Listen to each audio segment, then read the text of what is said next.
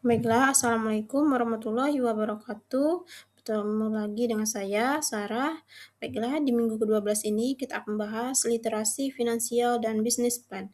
Proyek akhir pendidikan kesetaraan paket C. Baiklah, selamat datang di kelas 12 semester genap.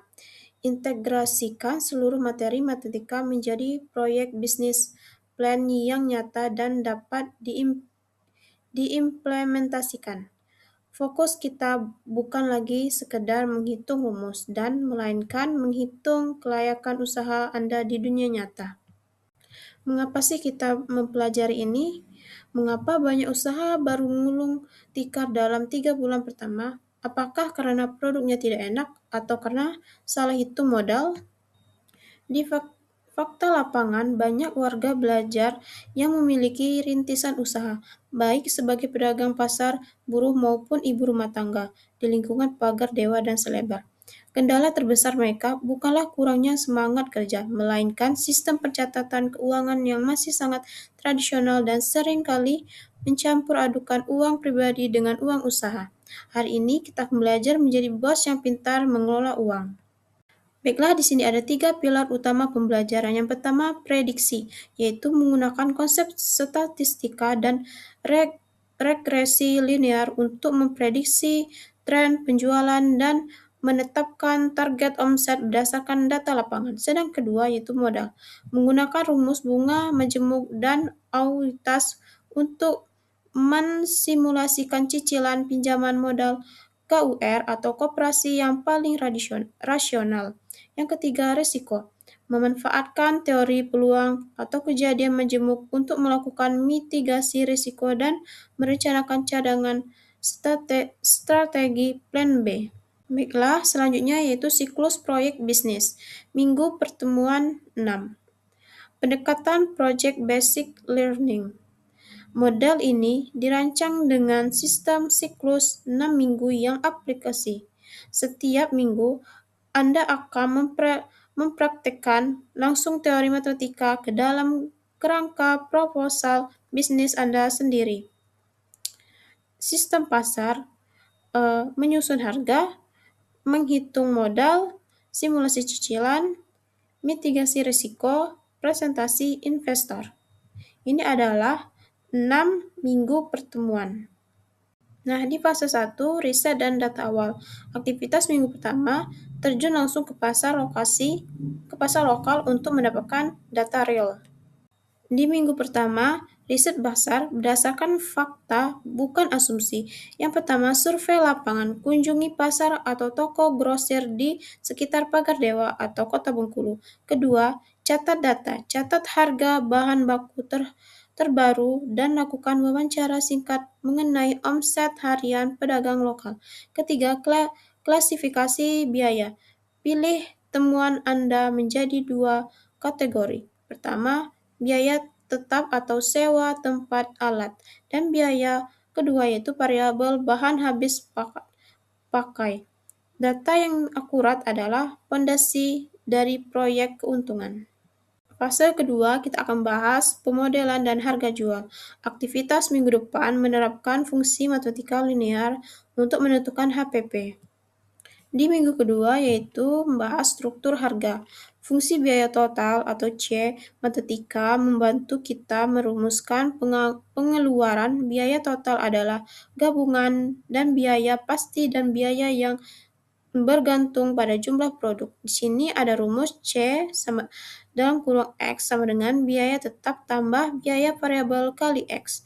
Sedangkan fungsi pendapatan R, setelah mengetahui biaya pokok atau HPP, kita menetapkan harga jual per unit yang kompetitif agar menghasilkan pendapat yang di sini ada rumus RX sama dengan harga jumlah kali jumlah terjual. Di fase ketiga, kita akan bahas analisis titik implas atau BEF. Aktivitas minggu ketiga mencari titik aman agar usaha tidak mengalami kerugian. Selanjutnya di minggu ketiga yaitu simulasi BEF atau Break Even Point. Nah, di sini ada gambaran. Baiklah, jika target BEP terlalu tinggi dan tidak masuk akal untuk dicapai dalam sebulan Anda harus mengubah strategi, naikkan harga jual atau tekan biaya produksi. Baiklah, selanjutnya di fase 4 itu modal dan anuitas.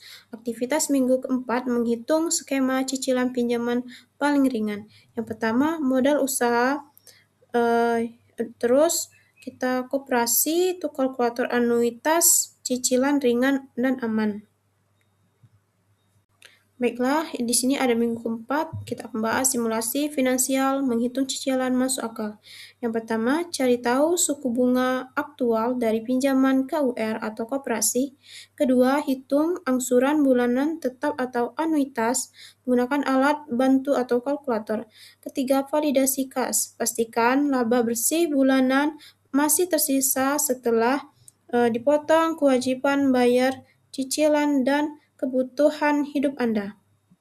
Baiklah, selanjutnya yaitu opsi sumber pemodalan. Di sini ada 3 opsi sumber pemodalan. Yang pertama, KUR atau bank. Bunga subsidi yang rendah namun butuh pencatatan usaha yang rapi dan legalitas yang jelas. Yang kedua, koperasi lokal. Pendekatan kekeluargaan, syarat lebih mudah untuk anggota, cocok untuk modal skala ultra mikro. Yang ketiga, leasing kendaraan. Cicilan angsuran BKBM, motor untuk dana darurat, cair cepat, hati-hati dengan bunga majemuk tinggi. Selanjutnya kita akan di fase kelima tentang mitigasi risiko. Aktivitas minggu kelima menggunakan peluang untuk siapan plan B. Baiklah, minggu kelima kita akan bahas analisis risiko, menghitung kejadian majemuk. Usaha tidak selalu berjalan mulus. Kita harus memodalkan kemungkinan terburuk menggunakan teori peluang atau probabilitas. Contoh kasus, berapa peluang hujan deras DAN listrik mati bersamaan di wilayah usaha Anda? Jika peluangnya tinggi, siapkan biaya untuk genset atau tenda tambahan. Wilayah usaha Anda, jika peluangnya tinggi, siapkan biaya untuk genset atau tenda tambahan ya teman-teman. Dan lakukan free review tukar drive proposal Anda dengan teman untuk dikritik demi penyempurnaan. Dan fase ke-6 yaitu evaluasi akhir. Aktivitas minggu ke-6, sidang presentasi dan penilaian portofolio proposal. Baiklah, minggu ke-6 itu expo, mini, dan sidang. Simulasi Shark Tank. Sebagian pengganti ujian tulis yang teoritis, nilai akhir Anda ditentukan oleh kemampuan mempresentasikan bisnis plan di depan kelas. Yang pertama, presentasi, visualisasikan data Anda dengan jelas. Kedua, tanya jawab panelis. Bagaimana strategi Anda jika kompetitor menurunkan harga? Yang ketiga, buktikan kelayakan produk. Baiklah, selanjutnya rubrik penilaian proyek.